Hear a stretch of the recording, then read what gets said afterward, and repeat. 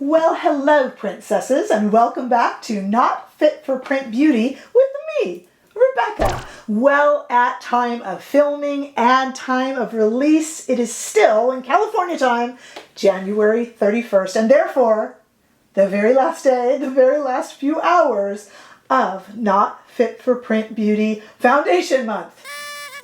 Let's do it twice! Because it's one of the last times I'll be able to do. I have to put away all of my digital confetti there and digital party horns. So today we have the very, very last entry into what appears to be almost 14 or more, actually maybe like 16 foundations, primers, combinations, all of that stuff. Today, the very last entry is from Rose Inc. This is the Rose Inc. Skin Enhance Luminous Skin Tint. It is $49 or $59 if you buy it with an included foundation brush. They charge you $10 extra for that brush. It is called the Luminous Skin Tint in one place. Other places it's called the Luminous Skin Serum. So it is either a serum or a tint. It changes depending upon. I got the shade 040 in light, medium, neutral, and it is way, way, way too light. And you're going to say, oh, really? It doesn't look like it, Rebecca. Oh, I am bronzed up. You will see in the demo.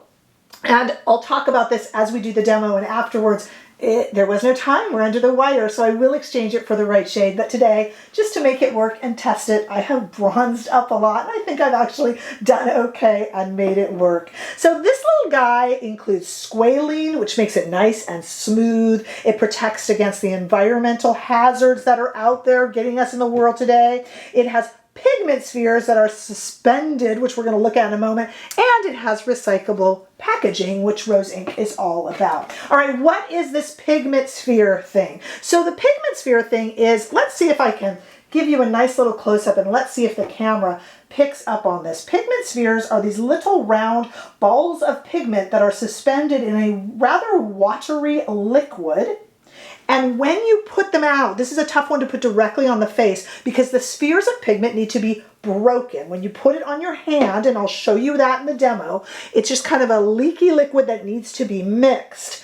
And yes, if you have seen other reviews, there's no way that they haven't mentioned this. It is almost exactly the same product as the Chanel Les Beiges water tint, except the Chanel is $65 and this one is $49. They are actually a little different, and we'll go into that in my summary, but I just wanted you to know they are very similar. And if you've ever tried the Chanel water tint, which is a fantabulous product, if you've ever tried it, then you know what this one is all about. And if not, and if you like a really light, natural to dewy kind of coverage, I suggest you try one of the two. And at the end of this video, I'll actually tell you the one I recommend, which may or may not surprise you. This is the original. I've never really seen anyone do this but Chanel, correct me if I'm wrong, and now here along comes Rose Inc. So what I want to do now is I am going to go away and come back with nothing on my face. We're going to try this on, which don't be shocked, it is way too light. I'll fix that, I'll fix it.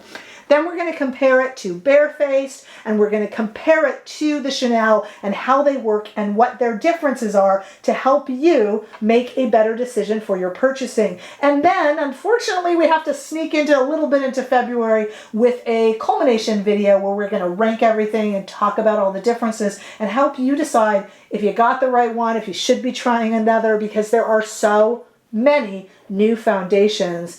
And we looked at pretty much all of them during, oh, come on, let's do it again, Not Fit for Print Beauty Foundation Month. I'm going to come right back for the demo, so stay right there. Okay, so I'm going to I got nothing on my face, as you can probably tell. And I have this little Merit brush. It's just a little kind of almost slanted kabuki style synthetic brush. It's a good one for putting on these kind of foundations. So let's see. I know what I'm going to do. I don't know why I'm shaking it. I don't believe there's any reason to shake this, so ignore that. So we're going to put it onto my hand there, and just like the Chanel, you can kind of see the little, I don't think the camera will pick it up, but it's basically kind of a tinted liquid, very cooling, very watery. It feels very much like water, and it has these beads in it that you have to break up. So it's kind of not a great one to apply directly to the face. I'm sure you could, but it's probably best to mix it either on this natural palette here or on a makeup palette. And as you mix it, you'll see the color come together. Looks like I went a little bit too light, so we're going to have to bronze it, which is fine. Looks like I went a lot too light. We'll see if it oxidizes. I can play with this and make it work, especially for testing purposes, and then later on get a better shade for me. This isn't a bad one, but it's a little bit too light. Which is interesting because I went with the darker shade in the Chanel too. So it's all, I would think, you guys, whatever shade you think you're going to be, go a tad bit darker. So it's a little ghostly. Ignore that. I will actually fix it up with some bronzer and stuff, because we just really want to test this for how it feels. Even though it looks like I'm about to be in a play.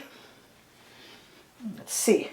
It feels super comfortable. I really wish it were the correct shade, because it's super comfy, and I applied it. It looks like I'm being too vigorous with my skin, but this is really gentle, and this is a really pretty tint. It is oxidizing just a bit. It is definitely too light, and I will exchange it for the correct shade. So go a bit darker than what you think, which is exactly what you should do with the Chanel, actually. Okay, so I know this looks silly, but I'm gonna, what would my mother say when she would do this with a recipe? I'm gonna doctor it up a bit and then wear it for a few hours. It is the morning now, and I won't release this video. I wanna get it in while it is still not fit for print beauty foundation month.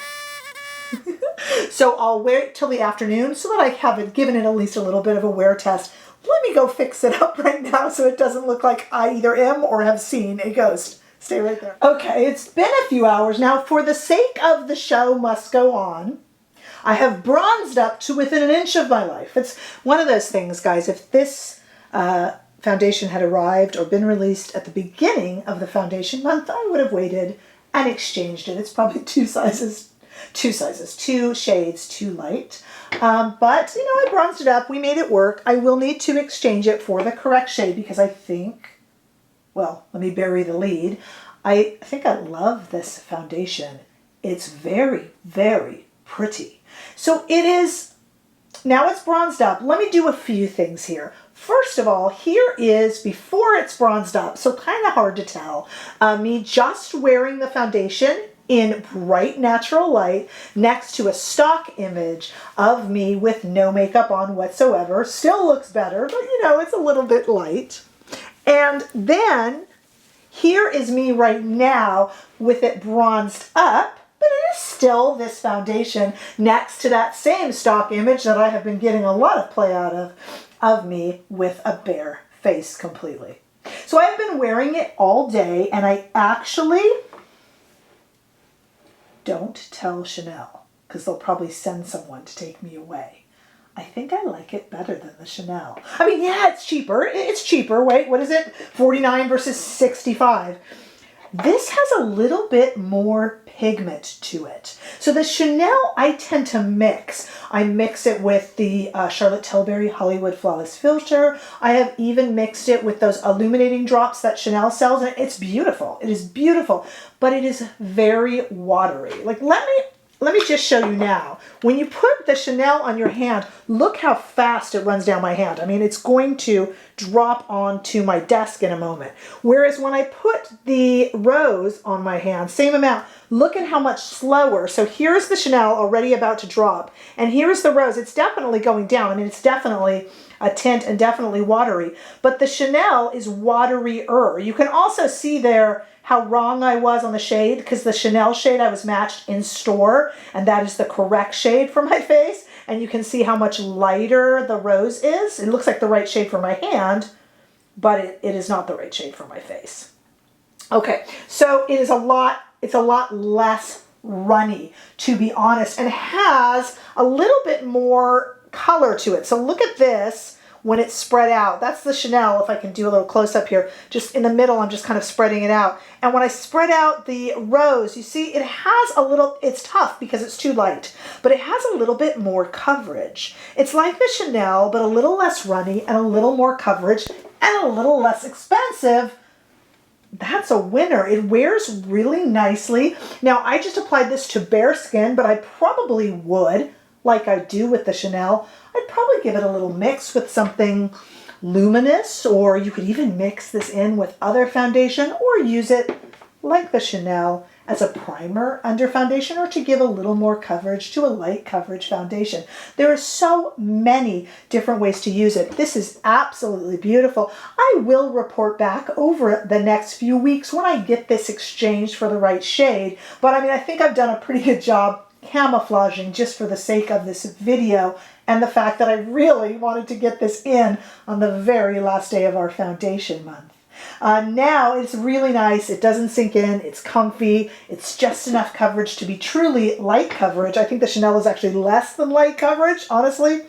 It's a beautiful foundation. And like I said, when I get the right shade, which I'll need to do, I will make sure to let you guys know how it's wearing and wear it in future videos. But now that I have it, forgetting about the shade for just a moment and just looking at how it wears when I fixed it up with bronzer, I now have the task of going away and making a list. And what I'm going to be doing in the next few days, yes, it will be at the start of February, is compiling a list and deciding what I like the best in terms of light coverage, medium coverage, deeper coverage, which I like of our powders, etc., and the primers. And we're going to talk about all of it and make any sort of a list. If you guys in this video have any thoughts that you would like included, or any favorites or any comments, if one of the foundations that we talked about this month just didn't work for you, make sure that you let me know and I can include your comments and thoughts as well. You know I love to do that. So now I've got my work cut out for me.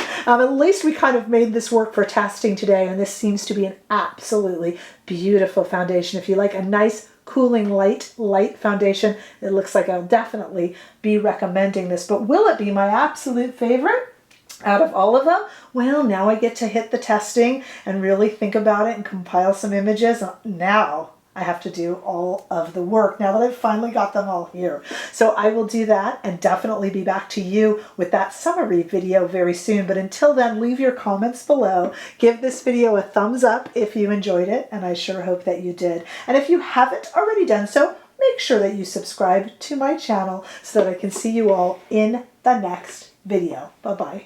They're dripping down my hand.